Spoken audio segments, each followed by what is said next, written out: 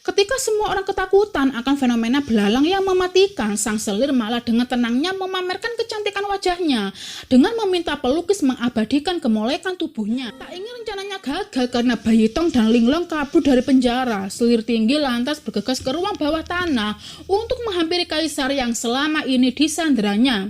Selir yang begitu dendam kepada kaisar lantas mengutarakan keinginannya untuk menghancurkan rakyat Luoyang seperti kaisar menghancurkan rakyat Shumi. Hai Go Seven Lovers, gimana kabarnya? Sehat selalu ya. Kali ini Mai akan mereview film fantasy China yang berjudul The Demon Hunter. Film yang dirilis tahun 2022 ini diproduksi oleh Dalai Pictures dengan sutradaranya yang handal bernama Hao Zhao-he, serta diperankan oleh Sun Chong sebagai Bayi Tong, Pu Tao sebagai Linglong, dan Alia sebagai gadis berjubah hitam.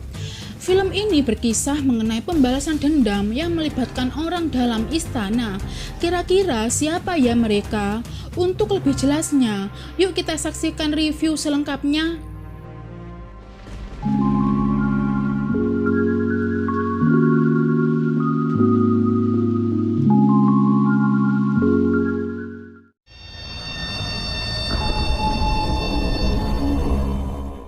Gelap, kabut, tak satupun orang berniat pergi ke sana. Ya, pergi ke alam baka. Siapa yang mau pergi ke sana? Namun faktanya, iring-iringan tersebut berasal dari alam baka.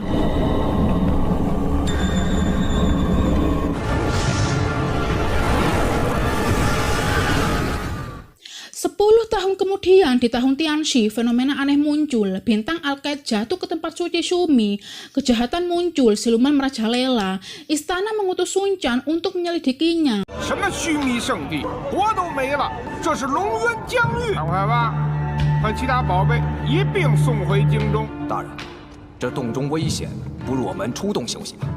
Sesuatu yang buruk terjadi ketika tiba-tiba goa meledak.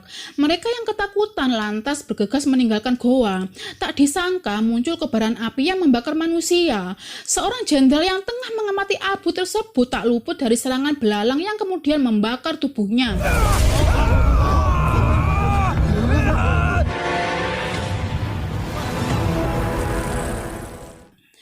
Ketika semua orang ketakutan akan fenomena belalang yang mematikan, sang selir malah dengan tenangnya memamerkan kecantikan wajahnya dengan meminta pelukis mengabadikan kemolekan tubuhnya.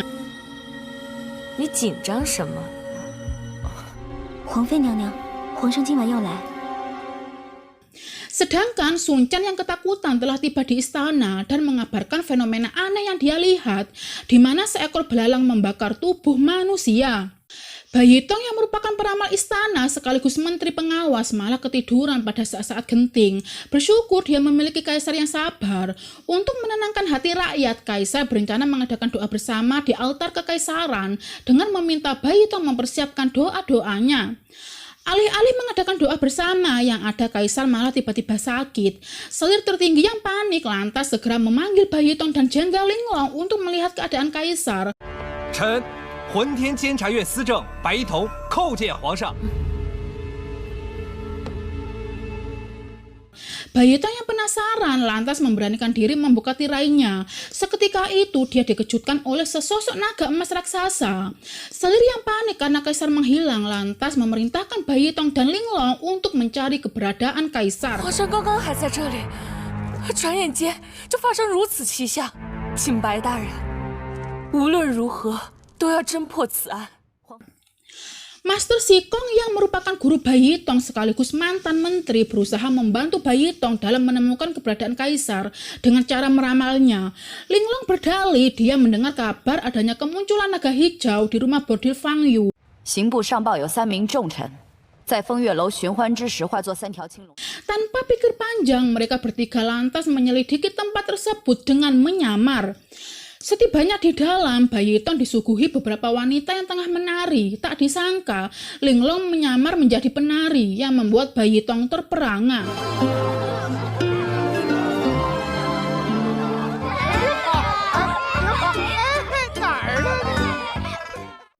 Benar Benar saja, setelah malam tiba terjadi keributan di rumah bordil tersebut, di mana seluruh penghuni Fang Yu lari kocar-kacir melihat dua monster kalajengking bertarung sengit.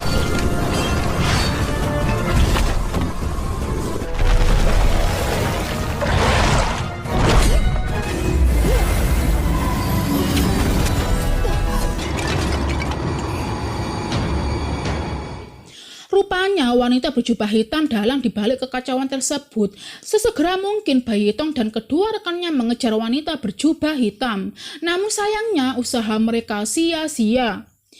Di depan sebuah cermin, wanita berjubah hitam berubah menjadi selir tinggi kaisar. Rupanya, diam-diam selir tinggi kaisar beserta adiknya yang merupakan jenderal kepercayaan kaisar merencanakan pembunuhan kaisar beserta seluruh rakyat Luoyang.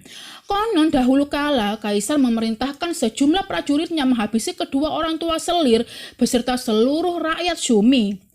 Karena merasa Jenderal Linglong dan Bai Yitong sebagai penghalang akan rencana mereka, alhasil selir menyamar kembali menjadi gadis berjubah hitam untuk menjebak mereka dan menjebloskannya ke dalam penjara.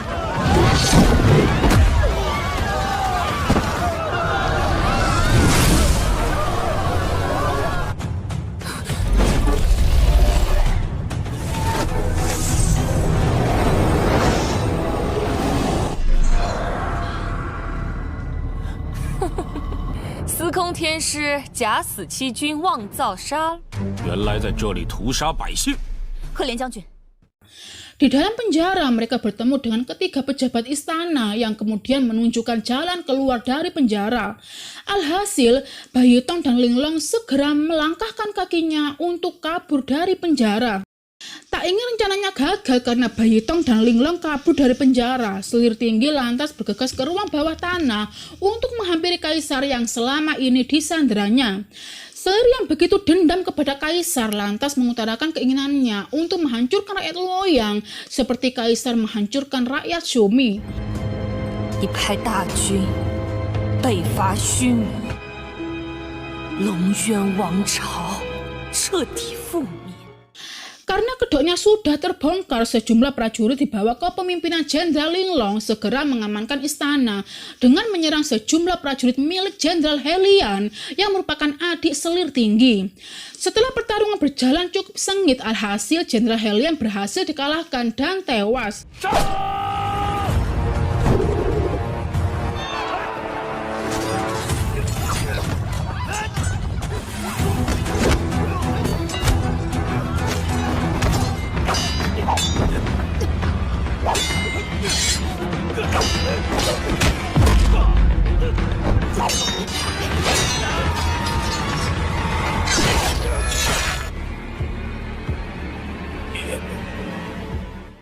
Tinggallah Selir seorang diri. Selir mengungkapkan betapa menderitanya dia dan adiknya ketika kedua orang tuanya tewas dan seluruh rakyatnya dibantai. Jenderal Linglong menegaskan bahwasannya yang memulai peperangan adalah rakyat Shumi, bukan rakyat Luoyang. Shumi memberontak kepada Luoyang dan kaisar memerintahkan untuk mengamankan rakyat Shumi. Selir telah salah paham. Rupanya penjelasan Linglong tak mampu meredam amarahnya. Seketika itu, Selir berubah menjadi monster kalajengking. Tak mau mati konyol, Bai Yitong segera mengeluarkan naga hijau miliknya untuk melumpuhkan monster kalajengking. Setelah berduel cukup lama, monster itu pun tepar dan kembali ke wujud semula, yaitu selir tinggi. Sementara Bai Yitong dan sejumlah rekannya berhasil menemukan kaisar di bawah tanah dalam keadaan selamat. Alhasil, kaisar kembali duduk di atas tahtanya dan memberi sejumlah penghargaan kepada Bai Yitong dan Linglong. 爱卿救驾有功，手把，命你统领左右。 Dan cerita pun selesai.